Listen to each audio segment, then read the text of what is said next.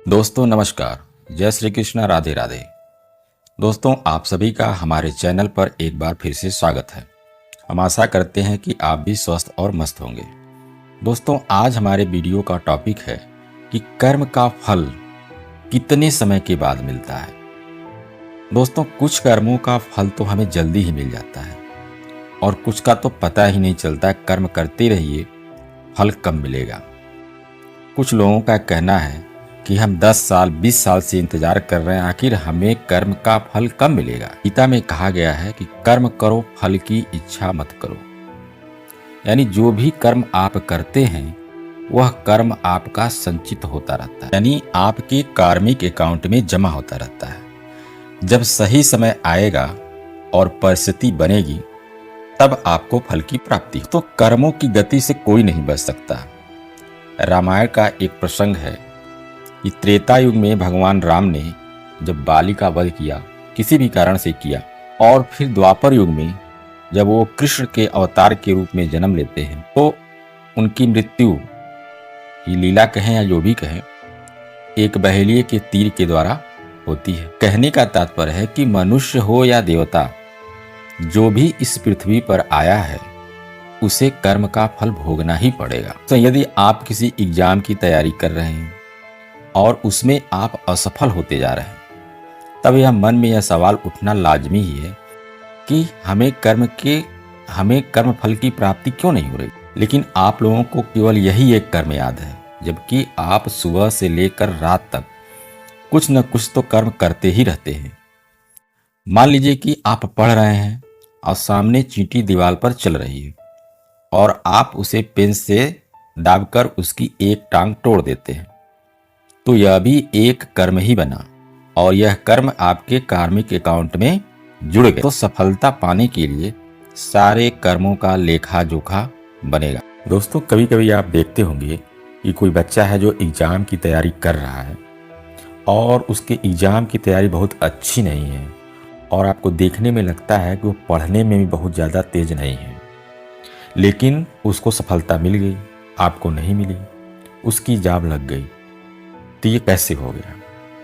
तो ये उसके संचित कर्मों के योग से उसको सफलता मिली है। अब कुछ लोग ये कहेंगे कि उसकी किस्मत जो है बहुत अच्छी लिखी है भगवान, इसलिए जो है उसको सफलता मिल गई है। अब किस्मत क्या है? ये किस्मत भगवान नहीं बनाते हैं, हमारी किस्मत हम ही बनाते आ रहे हैं अपने कर्मों के द्वारा। जब कोई व्यक्ति पैदा होता है तो वो बिल्कुल शून्य फ्रेश होता है और जैसे जैसे वो बड़ा होता है वहीं से उसके कर्म बनते हैं।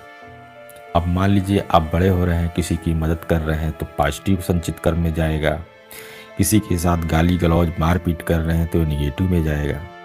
तो ये सारे कर्म जो है एक जगह संचित होते रहते हैं और जब परिणाम मिलना शुरू होता है इन सारे कर्मों का, जो संचित कर्म है, जब परिणाम मिलना शुरू होता है तो उसे हम कहते हैं प्रारब्ध। और वर्तमान में जो हम कर्म कर रहे हैं ये कर्म भी जाकर के उस संचित कर्म में मिल जाते हैं। अब देखिए कुछ लोग तो कहेंगे ऐसा कुछ नहीं होता, ये सब फालतू चीज़ें हैं। भाई आप मानने या न मानने से कुछ नहीं, आप मानो या न मानो, ये तो सबके साथ होता ही रहता है।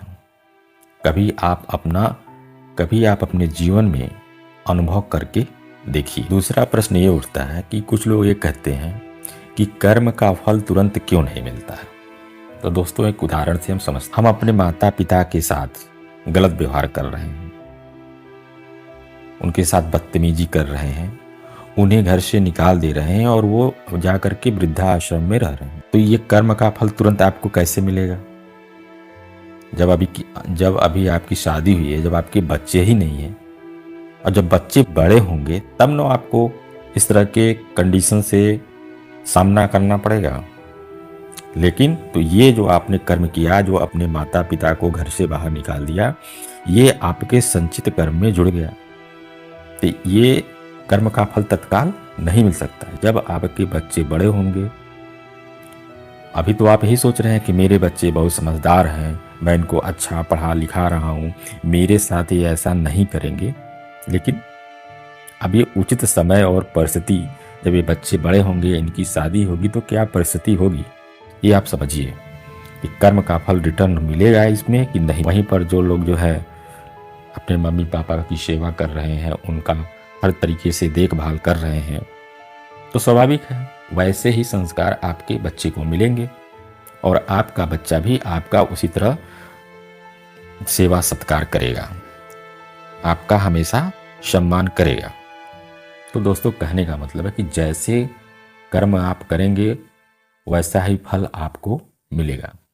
अब इसमें कुछ विशेष बात नहीं है, आप अपने अगल बगल देख लीजिए ऐसा होता है कि नहीं। दोस्तों, आपको ये पूर्व जन्म का भी फल आपको भोगना ही है, लेकिन जब आप इस जन्म में अच्छे कर्म करेंगे तो पुराना का तो फल मिलेगा ही, लेकिन उसकी जो आवृत्ति है, फ्रीक्वेंसी है, वो धीरे धीरे कम होती जाएगी।